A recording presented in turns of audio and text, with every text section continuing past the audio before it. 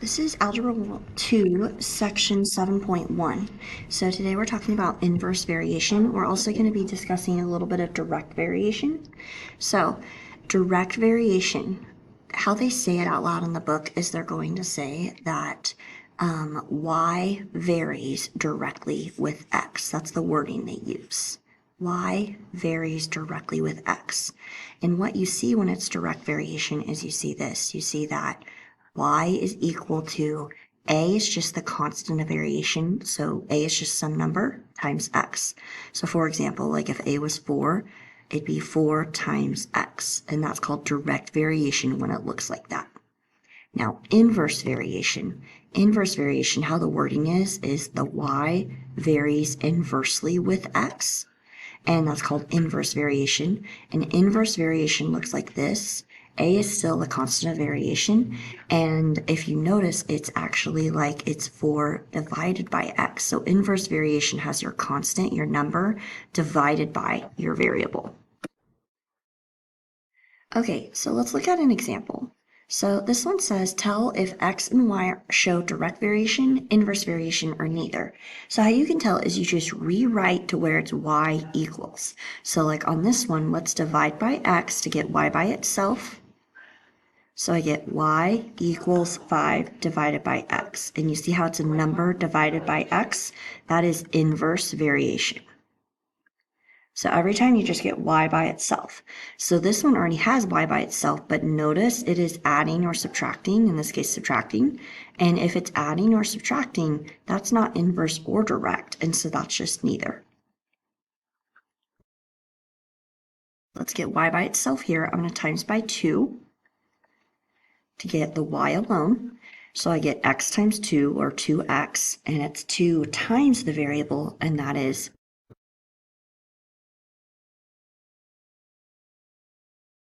right. If you want to go ahead and pause the video and just write down which you think these three are, and then come back and I'll show you the answers. Okay, so here's the answers to these. Pause if you need to. All right, so this is kind of a summary of what we've got going on here. So we see here we have direct variation, and which is the y equals a times x. We can also solve this to where a is by itself by dividing by the x, and we get this. This is still direct variation. This is just when it's a equals versus when it's y equals. And then here's our inverse variation, just like what we reviewed. And then if we rewrite it to where a is by itself, it looks like this. So it's just two different formats of inverse variation and two different formats of direct variation. One is where y is equal to everything, and one is where the constant of variation, the a value, is equal to everything. All right, and so we're going to see why we need that right over here. Okay, so this says, tell if x and y show direct, inverse, or direct variation, inverse variation, or neither. So here's what you do. So if it's direct, do you see that a is y divided by x? So if I want to know if this first one is direct, what I can do to check is I can just try taking y divided by x, and I want to see if they are the same thing. So like negative 2 divided by 2 is negative 6. Negative 6 divided by 4 is negative 1.5. So right there, they're not the same. And so that tells me it is not direct. All right, so now I try, if you look at inverse when solved for a was x times y. So if I try that and I'm like, okay, if it's x times y, then I have 2 times negative 12, that's negative 24. 4 times negative 6, that's negative 24. 6 times negative 4, that's like this pair right here, it's negative 24. 8 times negative 3 is negative 24. So those are all constant. So since this worked out to show that all of these were constant, then that tells me the constant of variation is negative 24. It worked when taking x times y, which is right here, which is inverse variation. So this one is inverse variation. Okay, so let's try this one. So where I start is I start and I just try, okay, if I did y over x, can I get them all to be the same number? So if I try it out, 2 over 1 is 2, 4 over 2 is 2, 8 over 3 is not 2. So right there, that falls apart. It is not direct. So now I try x times y. So 2 times 1 is 2, 4 times 2 is 8. So that didn't work either. So if it didn't work for either one, then it's just neither direct and not inverse either. So that's pretty much how I do these. I just check first. I'm like, all right, let's check direct, which is the constant is y over x. So I just take each y value divided by each x value. 20 divided by -4 is -5. 15 divided by -3 is -5. I'm taking each y value divided by its x value. Those are all the same, and so that tells me that this is direct. All right, let's try one more. So if I did y divided by x, that's 60 divided by 1, 30 divided by 2. Right there, it's clearly not direct. So now do x times y. I get 2 times 30 is 60, 3 times 20 is 60, 4 times 15 is 60. So it worked for inverse. And that's how you just check a table to see if it's direct, inverse, or neither. Okay, the other thing we need to do is we need to write equations. So it says x and y vary inversely. So what that tells me is if it varies inversely, it's y equals a over x. All right, so they tell me y is 4 and x is 3.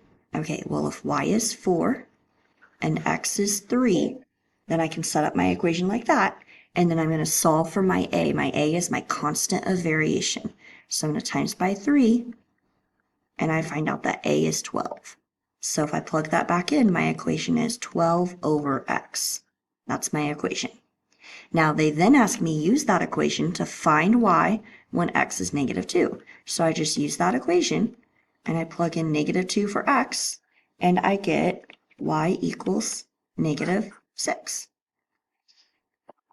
Okay, let's try this one. So these all say x and y vary inversely. So because they vary inversely, that's this formula, y equals a over x. So they say use the given values to write an equation relating x and y. So I'm plugging in 5 for y, and I'm plugging in 4 for x. And to solve for a, I'm just going to times by 4 to get a by itself. So a is 20, so my equation is 20 over x. And then if I want to, it says then find y when x is 2. Well, if you plug in 2, 20 divided by 2 is 10. All right, I'm going to go ahead and have you try one. Let's go ahead and attempt, how about we do this one with the fraction right here? Why don't you try this one? Go ahead and pause and then come back and I'll show you the answer. All right, so I would do y equals a over x because it's inversely.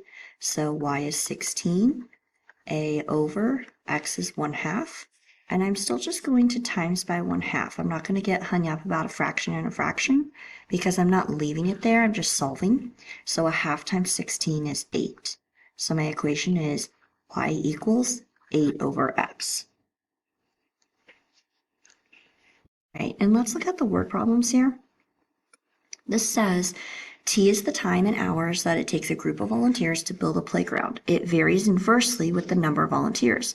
What that means is the more volunteers you have, the less hours it will take because you have more people doing it. So if we make a table showing the times it takes to build the playground.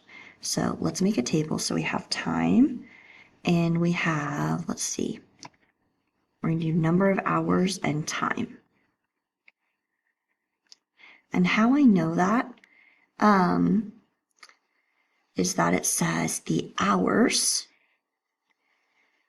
varies inversely with volunteers. And remember that y varies inversely with x. So I know this is basically my y and this is my x. Okay, so they said it took 10 volunteers, 8 hours to build the playground, 15 volunteers, got to figure that out, 20 and 25 and 30.